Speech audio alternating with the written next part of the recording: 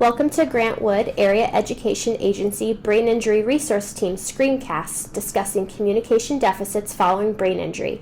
This screencast is part 2 of 2 parts on this topic. Part 2 will discuss the language deficits of comprehension, mixed receptive expressive language disorders, and pragmatics, as well as strategies to support each of these deficits. Let's begin. The second potential language deficit is in comprehension skills. Receptive language or comprehension is the ability to understand spoken and written language. A student with deficits in comprehension may demonstrate incorrect answers to simple or complex questions, or may appear to have off-topic conversational turns. Students might have an easier time understanding and processing through shorter pieces of information, but digesting longer strings of information or speaking could be more difficult. Students may or may not be aware that their understanding is hindered. Other students may demonstrate frustration or negative behaviors during times when understanding language is required. Observing distracted, frustrated, or negative behaviors during communication could be a sign that the student is struggling. There are many strategies for improving comprehension. Many of these strategies are similar to the strategies you would use with other students with comprehension difficulties who are not brain injured. Within the classroom setting, some strategies might include using closed statements.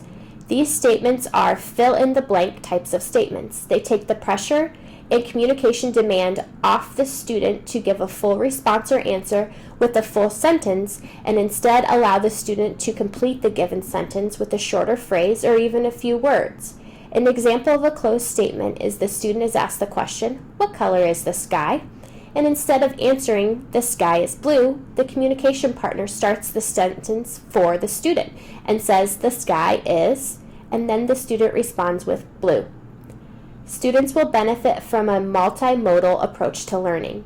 Using the various inputs listed will allow students to find which input or modality is their strongest and which might be the biggest challenge. This is another layer in self-awareness and self-advocacy, but can support their learning in the classroom.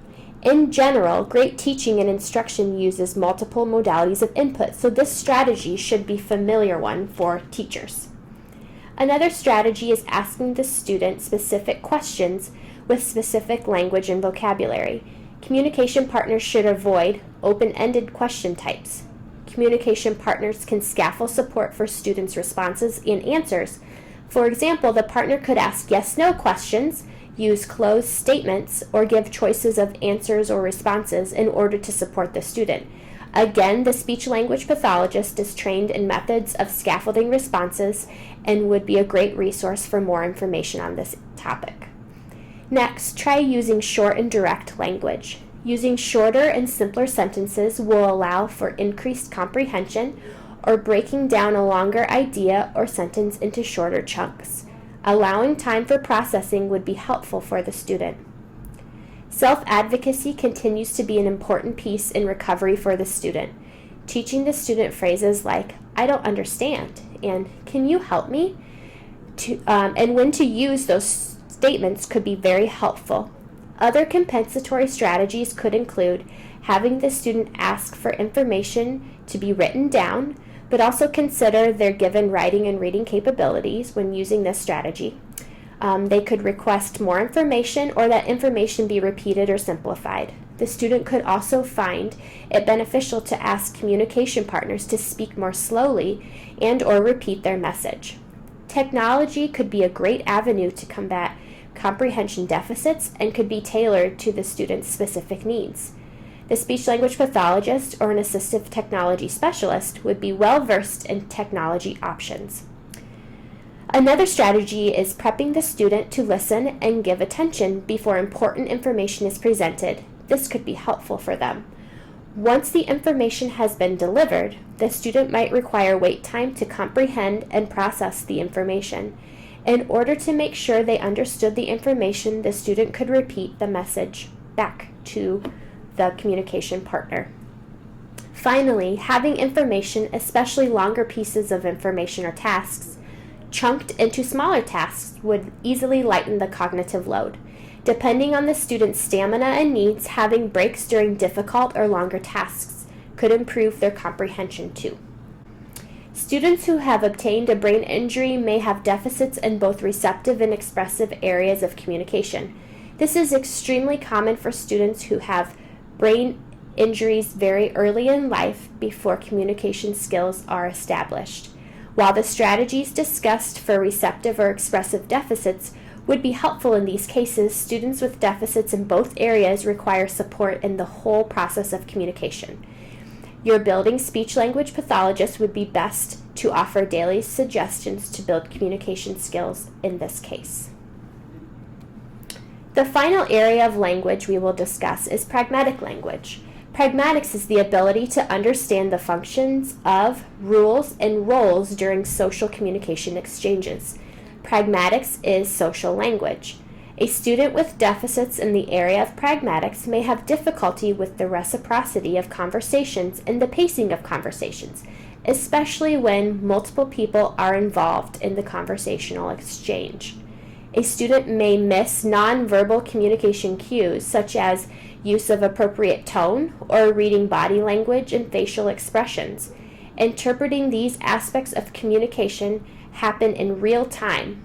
During conversations, understanding nonverbal cues requires heavy cognitive multitasking, which could be very difficult, especially if a student is processing information at a slower, less efficient pace.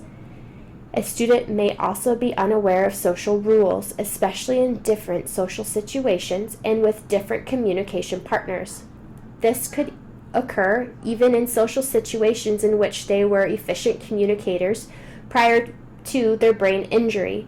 They may lack inhibition and self-control, which are frontal lobe deficits, and they may be aware of their lack of inappropriate behavior. Strategies to support a student's pragmatic deficits could include those strategies that are used with other students with pragmatic and social skill deficits who do not have a brain injury. Students might benefit from keeping conversations short and structured or organized. Some reteaching and relearning of social skills appropriate to same-age peers might be necessary through direct instruction, video modeling, and the use of rating scales for social behavior.